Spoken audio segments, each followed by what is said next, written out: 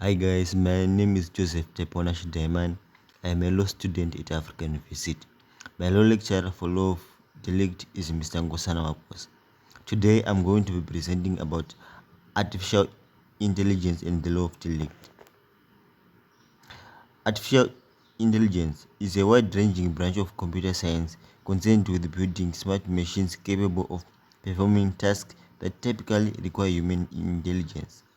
While AI is an interdisciplinary science with multiple approaches, advancements in machine learning and deep learning in particular are creating a paradigm shift in virtually every sector of the tech industry. Artificial intelligence allows machines to model or even improve upon the capabilities of the human mind, and from the development of self-driving cars to the profile of generative AI tools like ChatGPT and Google Band. AI is increasingly becoming part of everyday life and an area companies across every industry are investing in. There are two types of artificial intelligence, which are strong artificial intelligence and weak artificial intelligence. Intelligence is strictly to define, which is why AI experts typically distinguish between strong AI and weak AI. Strong AI, also known as artificial general intelligence, is a machine that can solve problems easily never been trained to work on, much like a human can. This is the kind of AI we see in movies like the robots from Westworld or the character data from Star Trek. This type of AI doesn't actually exist yet. The creation of a machine with human level intelligence that can be applied to a task is the holy grail for many AI researchers. But the quest for artificial general intelligence has been fraught with difficulty, and some believe strong AI research should be limited due to the potential risk of creating a powerful AI without appropriate guardrails. In contrast to weak AI, strong AI represents a machine with a full set of cognitive abilities and an equally wide array of use cases, but time hasn't eased the difficulty of achieving such. Weak AI, sometimes referred to as narrow AI or specialized AI, operates within a limited context and is a simulation of human intelligence applied to a narrowly defined problem, like driving a car, transcribing human speech, or scheduling content on a website. Weak AI is often focused on performing a single task extremely well. While these machines may seem intelligent, they operate under far more constraints and limitations than even the most basic human intelligence. Weak AI examples include Siri, Alexa, and other smart assistants. Self-driving cars, Google search, conversational bots, email spam filters, and Netflix recommendations. Moving on to intellectual liability of artificial intelligence. Moving on to the intellectual liability of artificial intelligence. The law has been relatively slow to regulate AI. There has been some case law in the United States concerning the regulation of computerized robots. For example, in Jones vs. W. Automation, the plaintiffs complained against a manufacturer the program of a robotic loading system for product defect was dismissed by New York's Appellate Division.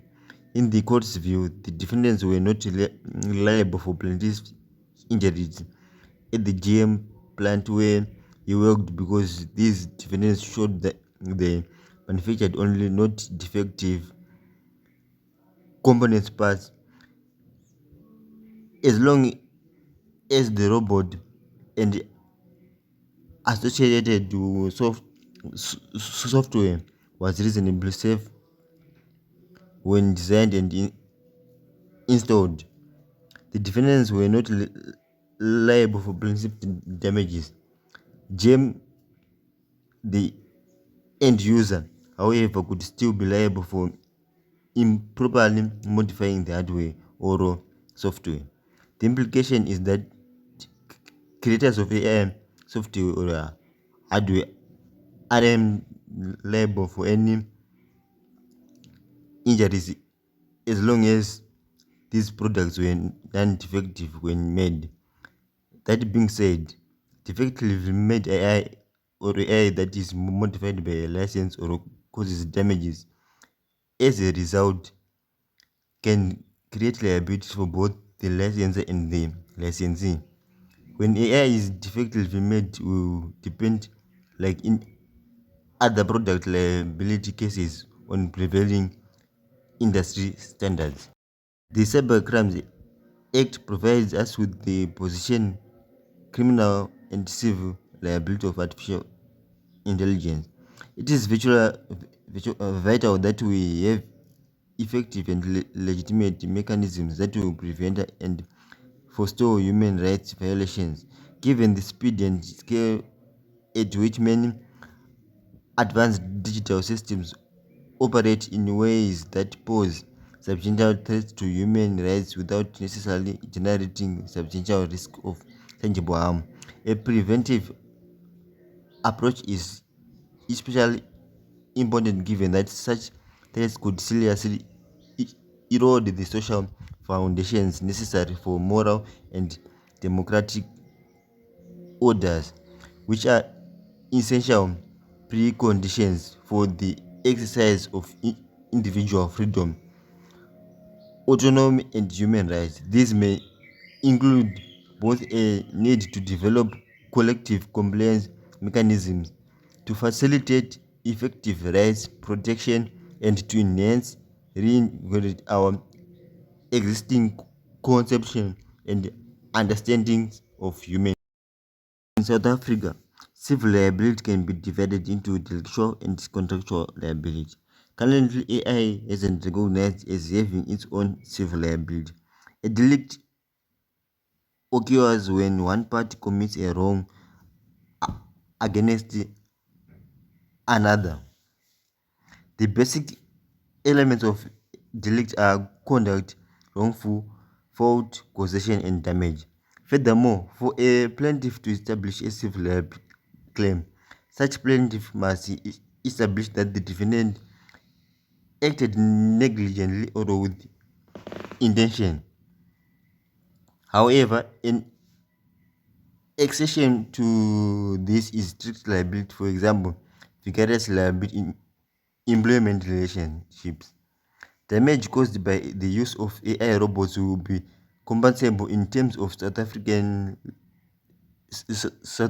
African law of delict if such use constitutes a lawful and culpable act that causes harm. Damages for patrimonial loss suffered can be claimed under the Aquilium action, and the action for pain and suffering can be instituted for non-patrimonial loss suffered. One important characteristic of AI that poses a challenge to the legal system relates to the concept of forcibility.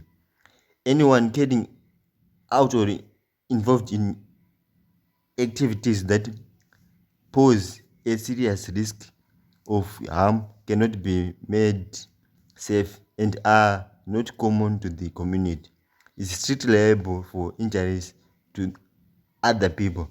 This rule of law originated from the Old English case Reyes versus Fletcher, where the defendant was held liable for injuries that resulted from a water reservoir that flooded the mineshaft of his neighbor. One requirement the English courts took especially serious was that the dangerous thing must escape the owner's property and cause mischief somewhere else. In general, the American and English cases are very similar, declaring the storage of large quantities of water in tanks, the possession of explosive and flammable liquids, or the operation of drilling devices is abnormally dangerous. Furthermore, the courts require some special circumstances in the locality and a non-natural or exceptional use of the law. The EU has also issued AI liability guidelines. In 2019, the EU released liability for AI and other emerging technologies.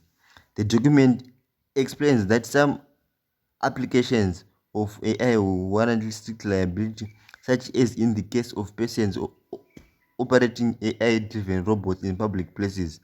Manufacturers of products that incorporate emerging digital technology, include including AI, should, as with other products, be liable for damages caused by defects in their products. The manufacturer can be liable even if the defect was caused by challenges made to the product under the product's task control. More recently, the EU released a white paper on artificial intelligence.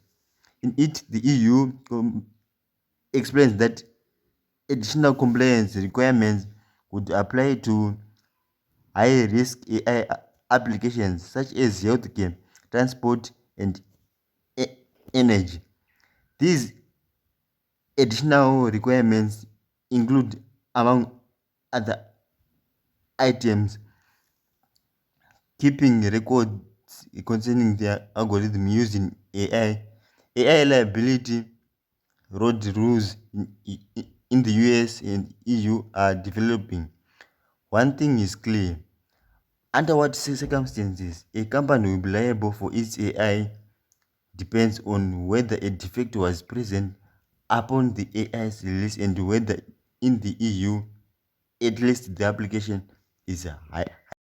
Conclusively, one can say that Zimbabwe and South Africa has neither an overarching AI strategy nor any specific laws governing AI.